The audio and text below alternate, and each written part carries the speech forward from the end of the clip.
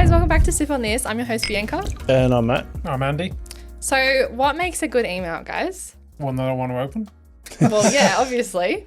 But what makes you, when you see it, when you get your email coming in through your emails, what makes you click on it? For me personally, I hate it. Okay. That's because I'm in marketing though, and like I'm always doing emails, Yeah, but it fair. works actually. Yeah. So I am a lot of the businesses that I do email marketing with generate a lot of revenue for themselves. So like even though I hate it and like it annoys me, it does really well. Yeah, I mean, So- it can be so annoying to just get so many emails through your promotional section in your email. It's so annoying because you're like scrolling through, there's always so much crap, first of all, but I know that there's always like a one or two emails that you want to click. But like, what makes you do that? Is it one because you like the brand, or is it more, hey, that looks kind of interesting, or it's a good catchy little phrase at the beginning? You know, what makes you open it?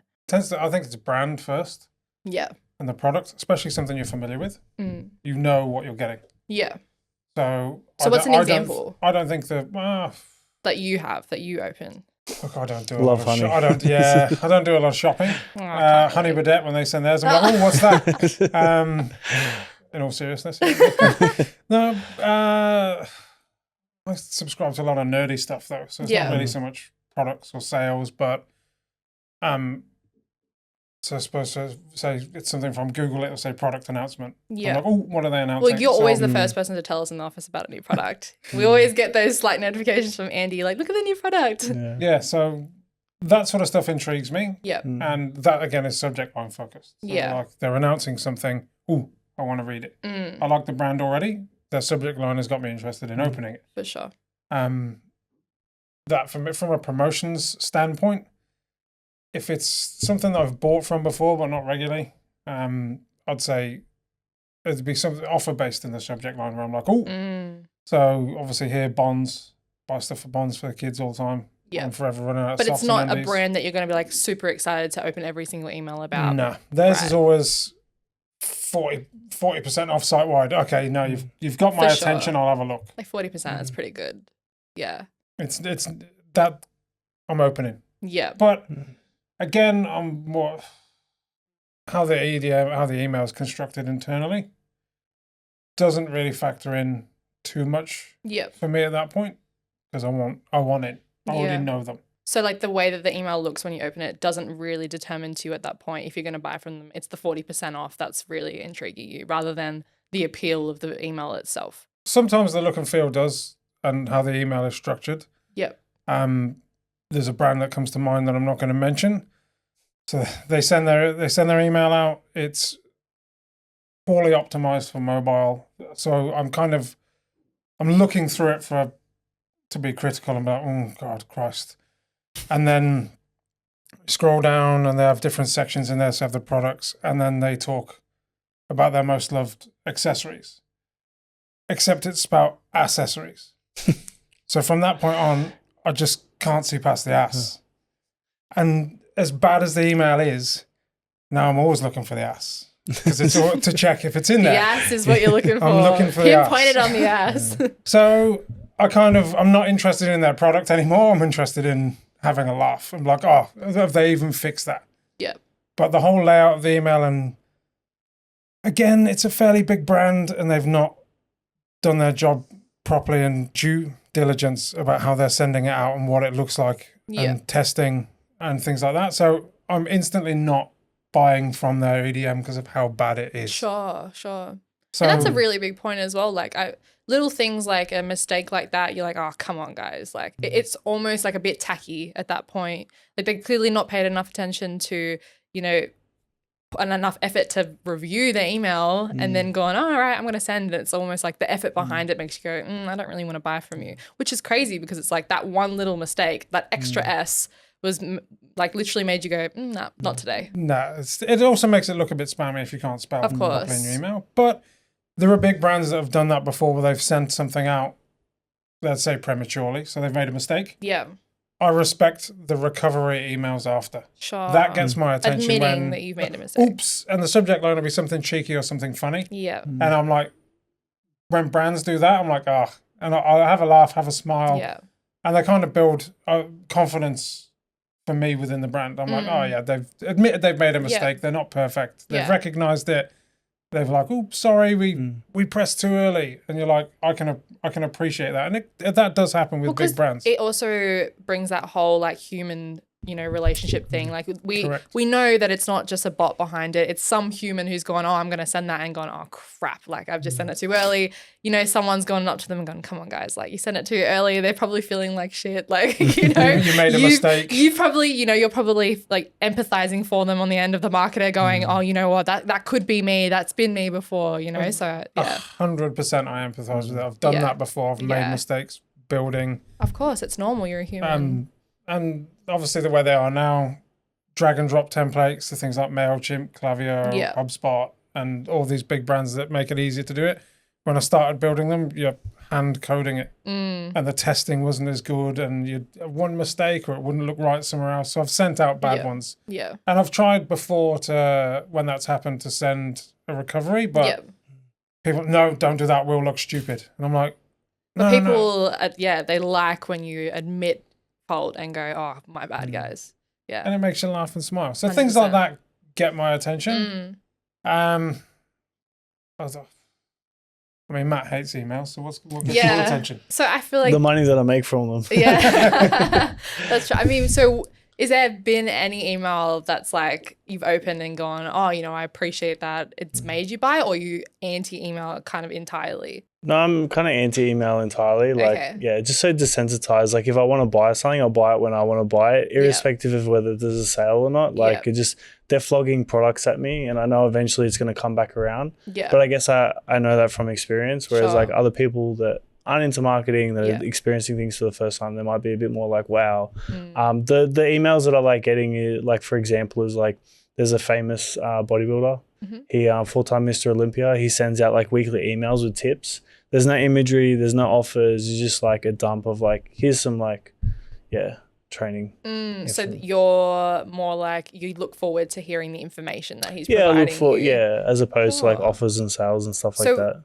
With an email, like what is the difference between like you seeing that on social media than like seeing an email? Do you like that it just like comes straight to you as a notification? It's like, oh, I'm going to read it right now because you sent it? Or like what makes the difference, I guess, for you, just him posting it on social media than in an email? Within an email, it's a bit more personal. Yeah. So it seems like it's a bit more exclusive. Maybe he's giving this information that he's not elsewhere. Yeah. Because generally what like people will do is that they give you their more broad stuff, like on paid or organic on the feeds for like socials and stuff like that. And then like you have to sign up to something to get that more exclusive content. Yeah. So I feel like the information that I'm getting in the email is a lot better than what I'm going to get. For sure. I mean, it's always good to have it straight to your hand as well, rather than having to scroll or wait for it or something. Yeah, definitely. I know that there's been a lot of businesses out there who do emails really, really well. And I know you spoke on how Aldi, as an example, especially being, one of the big shoppers, I think it's like big three, is that what it is in Australia? Like, Woolies, Coles and Aldi or whatever. But Aldi is always probably like the neglected child when it comes to that. But recently, because of the cost of living and stuff, everyone loves Aldi now. Yeah. Well, more than, what they used to.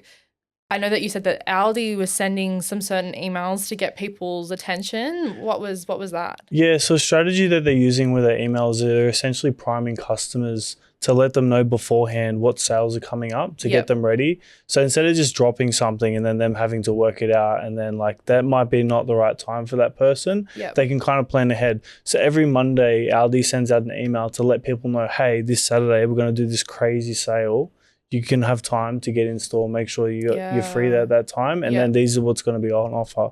They also do that on Thursdays for the following Wednesdays as well. Wow. So it's basically priming them and prepping them for, hey, this is what we're going to have, rather than like, oh, we're dropping today, just go in store and check it out. No, definitely. Yeah. It creates a lot more hype, urgency. And then you would have seen online, like, and on the news, like there's a lot of articles and content of people posting like the special buys in store, people lining up for them. I saw people fighting on the weekend about the snow gear. That was crazy. It was lines out the door. People were lining up for snow gear because it was obviously ridiculously cheap. Because snow gear is, I think Kathmandu is like so expensive, isn't it? It is. Yeah. I had a friend's mum that bought snow gear from Aldi. Yeah. And she lived in Grimsby in the UK. Yeah. There is no snow. There was no snow anywhere near Grimsby, but it was a good offer. Yeah. So that was her theory around buying snow boots. As in, did she buy it Audi here or Audi in Audi in the UK? in the They had a sale and a special on snow gear. Wow. So because the offer was so good, she bought it. Just she has never been to the snow, and there is no snow where they live. So she was like, just Audi in special case, buys. in the future, if I do. It's the same as when you're doing your shop. You walk down the special aisle. I love. I need a going in. chainsaw. I don't love know why. it. I bought flannelette sheets the other day from Audi. They are so good. They were like $40. When can you get flannelette sheets from Audi for $40? I mean, from anywhere for $40. What is besides a flannelette Audi. sheet? It's like literally that. Like, you know Like how you're a wearing a shirt. flannelette? Oh, yeah. Okay. So it's like Flannel sheets. And in winter, they're the best. Have you never had flannelette sheets? You're probably one of those guys who gets too hot, though. Yeah, I do. Yeah, I overheat. I just got one blanket. Yeah. Like, yeah. What? I love feeling cozy, mom. Anyway, flannelette sheets. But yeah, I feel like that's a really good way to bring people in without having to be super annoying as well, though. Like, because people are expecting that email definitely, rather than like, oh, here's a sale. This is the end of the sale. This is it. Like, it's just every whatever day you said, this is the time that you're going to get the sales. This is what's going to be on. Obviously, like, it's going to sell out. Yeah. Be prepared for next Wednesday or whatever. And there's other strategies you can use that in terms of priming people. There's a famous watch company called The Fifth. Yeah. And essentially what they would do is they get people to sign up to their email list. So if people go to their website, they would lock the site. People would sign up. And then every month on the fifth day for 5 days, they would drop a new collection and they'll do like $100,000 in sales. Wow. So you're saying they locked the website? Yeah, so they would lock the website. You'd have to input your email and then from there they would like send emails. So it's like a tap to reveal, but it's like you're revealing by providing your email address. Yeah. Wow, that's really cool. So yeah.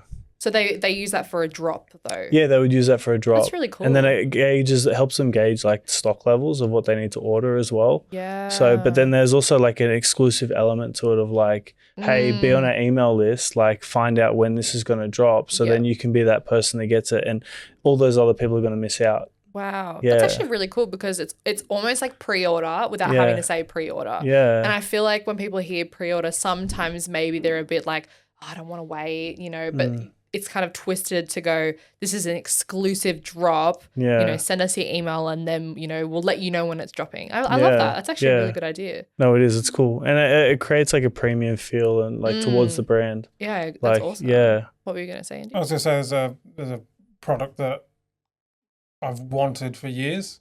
It only comes out once a year. It's a jiu-jitsu belt. So... Do you have to earn it? Yeah, but you can buy a replacement. So I earned my purple belt. He wears a jiu-jitsu. fake black belt. I've got a black belt at 15. No, I earned my purple belt in jiu-jitsu, and there's a company in the States that makes a custom belt for every color. Yeah. With a Japanese inscription on it, and it comes in a leather case, and it looks really fancy. They only make 150 of each color. Wow. But their announcement is just on Instagram that like, they're on the store now, and it's based in the States. So when they do it, it's butt crack in the morning here, and straight, so I miss out every time. I'm like, so I need to set an alarm to get up and do it because they've only got X amount in sizes. Well, you really want one, don't you? Yeah, damn straight I That's do. crazy. Over the years, have they like increased the price because of that urgency towards it? No, not increased the price. Is it expensive? What are they? So they are 150 USD. Oh, so like 250 or something. About 250. Yeah. But you can buy a belt for like $50. Yeah. I mean that difference is not too bad. But it all comes in a leather case. It's premium. It's embroidered. What's the resale value though? Do they resell? No, for you a don't lot? resell. You wear it. You use it. But has anybody tried to resell? No, I've not seen them resold. Okay, interesting. So, like Matt talking about the watch company where they build up the anticipation. We're going to sign up for the drop, and then you get emailed. That would probably it'd help me out. I'd bloody wake up, or I'd get the alert, I'd set an alert, or they could prime you earlier. I think that prime time is super important. I feel like people maybe don't they miss that opportunity to do all of that priming and that prep for people to, especially when you're a new company and you're dropping something. I think all of those emails and guess what we have in store? Here's a little hint, or here's a teaser, or, first 50 people get this. I think that stuff really psychologically pulls people in. And I mean, I know for me, it definitely pulls me in. When I feel that You're like the Iconic. Perfect example the other day. I saw this was on TikTok, but it was also I'm pretty sure it was in an email as well. They had dropped $100,000 in credit to anyone with an Iconic account. And so they were like, check your store credit on your account now and see if you got some money. Immediately I was on my Iconic account, like checking, like seeing if I had nothing, which sucked. But immediately my response was, I'm gonna go check. And mind you, I also had a little bit of a scroll because they had a sale on at the same time. So I did have a look at the same time. So they got 2 responses out of me. 1, to go have a look at their normal stuff, and 2, that urgency of, oh my gosh, should I get money? Quick check now. That was really good. Yeah, but that's a familiar brand that you use and go to all the time. Exactly. So if, for instance, obviously I use Gmail and it's split out into your inbox, promotions, and updates and so on and so forth. So everything gets lumped in the promotions tab now. Yeah. So it's a case of you've got to stand out in there. 100%. It all if just you're looks not like a familiar spam. brand. And obviously the top couple of spots, you can get ads in there and they're not always done well. But we know now how to stand out in the promotions. So not that we know now. Well, we've known, but maybe not known as much as we wanted to. Which is something that I reckon a lot more marketers should be doing. So Gmail annotations. Yeah. So they've been around since 2018. Have you seen it, Matt? Do you know what it is? What's this? So you know how, I don't know if I showed you guys the other, I showed Andy how when you're going on the promotions tab that has imagery and you can scroll through what they're talking about. Oh, nice. You have a gallery. So they give you 3 options. You can get a gallery. So you can scroll through a gallery of images. It's almost like a carousel of images, product images. You can do a single image, or you can do a promotion where it has you can show the discount code and the start and end and an image. So they've been around since 2018, but this was the first time I've ever actually seen it in action. And no brands that I follow, which is not many, have used it. And it's because you have to go through a process of, you have to email Google with the domains that you want, and you have to be asked to so it's a little bit more effort, allowed obviously. into the program. But you stand out so much more, though. It does stand out a lot more. Crazy. But the trick to it is you have to either have a hybrid email where you have to allow for custom code for Gmail to pick this up, or you have to build it from scratch. Right. And a lot of things now are drag and drop. So that's easy. Yeah, because it's easy, and the skill of building it and coding it and understanding it sort of has fallen by the wayside because of the likes of the Klavios, the HubSpots, the MailChimps, and Omnisends and what have you. So potentially, it is an option in Omnisend to be able to do it. And again, this is where you could look at your email list, look at your iOS and device and apps that they're using to view it in. And you could send one specifically to Gmail and just have annotations in that one. Yeah. And just see what the uptake is compared to every other email provider. So if you want to stand out in a crowded inbox, imagery or something where you've got your promotion that stands out way more than just a standard subject line, it's perfect. Well, when I'm scrolling through my promotions, I'm always like looking at the photos straight because it's immediately catching my eye. How weird is that? I get none. I know, and you're the Google fanatic. I'm the anti-Google, except for Gmail. But except for Gmail. Yeah, just on an Apple device. I mean, and Waze. We already established that Waze is Google. But yeah, when I showed you, you were like, why do I not have any? Why have I never seen it? It was probably every few, maybe 4 emails was had annotations on it for me. So there are brands that are doing, and you pointed out as one here, Spotlight, which is like fabrics and curtains. Yeah. And you'd associate with knitting and older ladies. To me, it was super old school, like Spotlight to me. I don't know. It's just because, the Spotlight stores have looked the same since I was 5. You know what I mean? Like, that's how they look. Branding. So to me, obviously, I'm thinking that their marketing would maybe be old, which is, bad for me to assume. But I'm thinking because, like, Spotlight to me is so, like, nostalgic and has looked exactly the same for so long, I'm thinking that their marketing techniques are old. But they're not. They're the ones with the annotations. And I was really, really impressed by that. And the fact of the matter is they're not just trying to win you over because it's not an ad. No. You've subscribed to their stuff. So it's sort of an edge over what other kinds of fabric companies you subscribe to. Yeah. But companies like the Iconic, your Gymshark, your LSKDs and all that sort of stuff, that would stand them out above the rest. 100%. So if the iconic is just a subject line and an offer, but then another brand has a gallery of images for you to just go, ooh, yeah, like a new drop. that. I can literally have a preview of the new drop without having to click into the actual email. But my thing is, I don't know if you would know, but how does that from your end with the data, like how do you know who's like viewed that? Can you see who's gone and scrolled through that? Rather, because you haven't actually clicked into the email and gone, oh, this is how many people clicked into the email and opened it. I don't know if you would have that information to see if people have actually scrolled through it, would you? You can track it. Can you? Oh, back. cool. Yeah. Oh, Obviously, I didn't know that. If you can't measure it, they wouldn't do it. Well, yeah. So, but sorry. No, it's a massive way to stand out in an inbox. Yeah. And I, for one, am surprised that it's not taken off more and that there aren't more brands that are opting in and asking to have it allowed for their domains. Maybe, no. We're giving them all the tips and tricks. And do it. What does it do? Do you think that would help with, I know that competitions is a big thing that you guys like to do, well, that we as a marketing, company love to do competitions because that brings in a lot of emails and data and stuff that we use. Do you think that email is a really good use to kind of spread awareness on like competitions and things like that? Or yeah, no. So acquiring emails is really important for a lot of reasons. Like first of all, like a cool way of acquiring emails is through competitions, as you're saying. So you can put out, hey, win an iPhone, right? And essentially for like an $800 iPhone, this was probably a couple of years ago, $1,500 iPhone. They're more like 2.5 maybe now. Oh wow, it's more than a laptop. You hate it. They can do it. I'll still buy it. Yeah, I know, same. Yeah. Good branding. So so a great way of acquiring emails is through competitions. You can put out a product that you allow people to win, people sign up, and then from there you can remarket to them. So one way that we generate a lot of sales for our e-com clients is run a competition. Whoever wins, we announce it. You have some content there that you can put out on your socials across your platforms. But then everyone that didn't win, we email them directly after the competition and say, hey, sorry you didn't win, but here's 10 or 15, 20% off the product. And it's it's a good way of bringing people back to the site. Sure. Getting to purchase because they've shown intent before.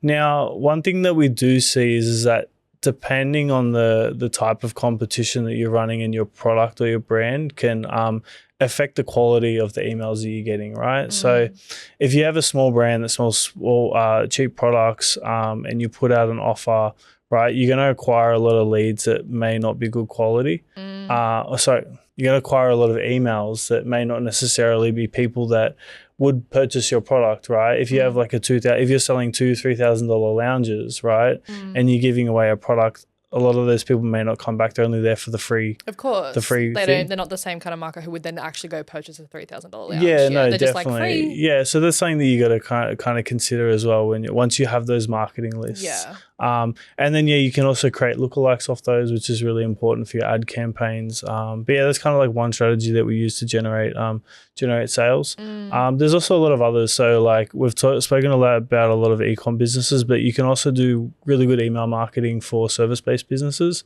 So if someone signs up to get a quote with you, between them asking for a quote and you actually having a meeting with them, you can send them emails to educate them on like your business, what the point of difference is. So by the time you get to that meeting, like they know about your product, they have a good idea of like where you are in the market, like the quality of your products in comparison to competitors. Sure. So it makes that sale like in the actual meeting a lot easier. Because you've already provided them with all those follow-up emails to give them that information. Yeah, definitely. That's interesting. I didn't realize that was, I guess a lot of it is like, you don't even know that you're being fed the information, right? Yeah. You're like, oh yeah, the first few lines. Like I know that, there's a new drop for my favorite brand that's happening, but I literally didn't even open their email, right? I just saw the first thing. It was like new drop and I'm like, ooh, and it's in the back of my head. So that subconscious kind of information that, as you said, as soon as they show up to get their final quote or whatever, their final service, they already have that information in their head. No, definitely. That's such an interesting way to see that because I didn't realize that. A lot of it's subconsciously messaging, I feel like, in a way. It's a similar process to what Matt was saying about Audi. You're priming and warming them up. The prep, the foreplay. Exactly. The foreplay is so important. It is. It always is. And there's foreplay in marketing. There's foreplay in email marketing. Everything. Yeah. Never thought that. But you've got to warm them up. Yeah. Not just and this is a problem with a lot of it, whereas if you're not giving them the customer what they want or what they want to see, they're not going to open your email. Yeah. If you're sending them irrelevant stuff that they're not interested in. Yep. Your open rate's going to go down. Your click-through rates are going to drop. For sure. What about like the quality of an email though as well? Because I know that like there's a difference between opening a crappy email and opening a really well like scroll, like you scroll it so smooth and it all just flows really nicely. So that's the element from a design perspective. Yeah. The largest percentage of emails are opened on your phone. Yep. So they have to be mobile. So it's got to be mobile responsive. I had a good one today where something that I was like, oh, and I just looked at it just to see what it looked like. And the way they'd structured it, the products they were releasing were different colors and they were bright. And each section started with an image. Then it had text and buttons that were HTML. So they stayed there the whole time while the image loaded. And the background was the same color to match the product. Yeah. So it was a really well thought out design and flow. I feel like the visual has to be so important, as well as all of the, you know, like the text and stuff and making sure that it's eye-catching, it's going to make you open it. But when they do open it, you want them to stay and click on something and continue that process of then going to hopefully making a sale after that. Yeah, of course. And obviously there are technical ways around making sure that happens from a design and an implementation point of view. One whole image as an email has been like bad practice for as long as I can remember. Yeah. Companies still do it, and you just get a lot of images get blocked, or if you send one giant image, it goes to spam. You can't even open the image. You're like, oh. So I think email design and thinking about mobile first sort of a layout and combining image, text, and buttons that are actually HTML rather than just an image. Yep. It's extremely important. Oh, I love clickable things. And there's a whole nother level of that with like targeting as well. So you can break out your email list into certain segments, right? And then like creating like email campaigns based on those segments, right? So you can break out, like, for example, you could do like gender specific email marketing, right? If you have male products, you can deliver specifically male products to only male customers, right? To keep them engaged. So, because if I'm getting emails about makeup, like I don't care. No, like of course you don't I'm care. just going to get so annoyed, right? And that's a way of like increasing conversion rates, getting people to the site, to the right section of your site, like, to purchase. They have a Mecca, like while you're talking about Mecca, they have an online exclusive thing as well. So they'll send out, they have like a Mecca beauty loop. So depending on how much money you've spent there, depends on how much, like what level you're at. But you could be someone who spends like, you know, $5 from the year or whatever, and you still get a Mecca beauty loop box. So it's free stuff I think it's maybe every quarter. I'm on level 3, nearly level 4, which is the top level. I shouldn't be. So how much have you spent to get there? I don't want to tell you. It's a lot, but you get free stuff. And then with there's an online exclusive. So they send out your normal box, which you can go in store and you don't have to purchase anything. They just give it to you with your membership. Again, it's a membership thing. And then with the online exclusive, it's if you purchase something, $25 over or $75 or whatever it is, then you get this free thing. And those emails, because the beginning of the email says Mecca Beauty Loop, I'm immediately opening them every single time because I'm like, oh, I want to go in store and get my free thing. Yeah. Even if it's the one that's online exclusive where I have to spend money to get it, I'm still always clicking on it because I'm like, oh, I want to see where my next Beauty Loop box is. And it also makes me consider, is there anything I need to buy right now that I could, for $75 where I can get my free thing? So I feel like Mecca is a really good example with good marketing, and they never do sales as well. Mecca never does a sale, which sucks, but it's smart though, because like when I was in uni, I did a case study on Kathmandu and like how they've put their products on sale so often that they've like destroyed the value of their products and their brand, and people just wait for the sales. So no one ever pays full price. You don't want to be that person where they're waiting. Yeah. But to be fair, I wait. You talk Mecca, you talk Apple. Yeah. Apple's the same. Well, that's the thing. Yeah. But to be fair, I wait for like JB Hi-Fi to have like a JB Hi-Fi has a sale, but it's like minuscule amount. But it still makes me feel better that I'm getting it for cheaper. And you can negotiate kind of with. I don't know. I think Apple has like a really low like minimum of what they can negotiate with, but you can still go in and negotiate if you wanted to. I wish. When the new iPhone 14 launched. You couldn't? Yeah, I sent the support at JB Hi-Fi a message saying, "Hey, do you have this in stock?" And they said no. So then they offered me $50 off the same product but a different color. Yeah. So I took that to Apple because I'd rather like buy from Apple. And I was like, oh, JB said they'd give me $50 off this product that you sell. Yeah. And they refuse to match it. They wouldn't price match. Yeah, they wouldn't price match. They already don't have to. They don't have to. They Exactly. know that I was going to buy from them. JB Hi-Fi would have if maybe Apple did it to you. Yeah. But, wow, that sucks. See, JB Hi-Fi is a good one for email segmentation on Matt's point. Really? Yeah, I got all the stuff that I've ever bought or been interested in, and that's the stuff for me. So, I'll open it. Yeah. So you're you're very into tech. You are the tech, like every new tech thing, Andy, you're on it. Yeah. The new articles come out, Andy's got it. Yeah. Trying to stay relevant. Yeah, that's all right. I don't want to fade into That's okay. background. What are you, Gen Gen Z? The old person doesn't know how to use the phone. Yeah, so I still remember the dial phones like that. So, and I'm not You're even not that old. No, we had one. Are you actually? We had a phone like that. Did you not have one? Is that the one where you like ring and then you hold like that thing to your No, ear? Or is not that old. Yeah. It's got a receiver, but it just had the circles that you dial around. It came back, and it was I think that's like Mary Poppins, maybe. yeah, that's Really like do that. 1920s where you held it up to your ear like that with the two hands. Yeah, I'm not that old. Yeah. Okay. Or I may look it, but I'm not. But yeah, I tech stuff. They'll get me. I'll open it because it's segmented so well. I know it's probably going to be stuff that's relevant for me. Yep. Whereas like Temu. Yeah. Shout out to Temu. We have I'm giving them so much We brand have exposure so with all our much beef, but viewers. we've mentioned them so many times in this podcast. AliExpress is better. They are. I agree. They're in my promotions tab almost all the time, and I don't ever open or click the ad. I've never subscribed Frequency to cap. Temu, and I get ads in my Frequency Gmail. cap. Don't do it. I just heard all the conspiracies, so I just removed it. Oh, I literally didn't even sign up because of those conspiracies. I didn't sign up because they targeted me with like a shiwi. I was like, why do A I? shiwi? Yeah. Is that the funnel thing? But it was like the disposable one. It was the Stop. bag for women for when they're on the go. Stop. Like, you're in the car.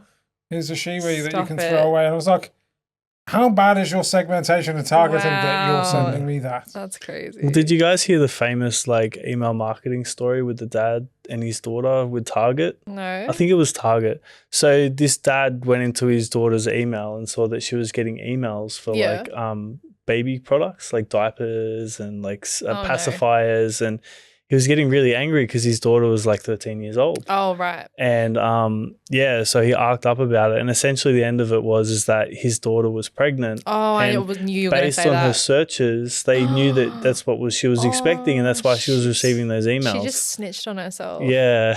Oh, Stay out of the bruh. emails. Yeah. Stay out of Bruh, I knew you were going to say that. I was Yeah. like, this is going to be a teen pregnancy thing, isn't it? If you don't knew look, it. you don't know. Yeah. Oh, God, until she starts growing a bump and then she walks out and then you definitely know your kid's Hey, pregnant. Grandpa. Yeah. Oh, God. Yeah, so segmentation is good sometimes, I Yeah, suppose. Yeah. Like, you have to segment your data. You have to send relevant products. So you've got to collect enough information on your customer to be able to do that properly. Yeah, definitely. I think, but from a promotion standpoint, annotations is a massive way to stand out now, as well as things like the 60-40 rule that's been around for a long time. It's like 60% is text, 40% is image, or it's like there or thereabouts. But if Do you think it's more visual though these days because everyone's got like that really short attention span? I think a lot of the big brands are doing a good job of balancing the two. Sure. The big brands, the rubbish ones, where it's all about the ass. No. So big brands are doing it well, where they're combining images that flow into text and buttons that still stand out and still are readable Yep. when your emails are loading and things like that. Good alt text on your images if they don't load. Yeah. Following the new standards that Google and Yahoo came out with this year. So a way to prevent people getting all these spam emails and in the end help users. There are things you're supposed to do now to verify your email records. So the technical jargon, SPF records, DKIM records, DMARC records. They're all things that help emails like Gmail and Yahoo, their providers, verify that you're an actual verified sender. Sure. A lot of the third-party platforms, the Klavios and MailChimps and all those sort of things, they help you do that. SendGrid, and they'll help verify your domain if you use them. And that way your email deliverability stays high and doesn't go into spam. And then obviously you start looking and measuring on what's working, what's not. Yep. Segment, test. Yeah. Lots of testing. Always. Yeah. Always see what works. Yeah. What works for you does not work for me. 100%. What works for you does not work and for the next lady. What's going to make you click on an email isn't going to make me click on an email as well. Like, I think that's as well, like, some things that work on some people aren't going to work on other people as Question to you.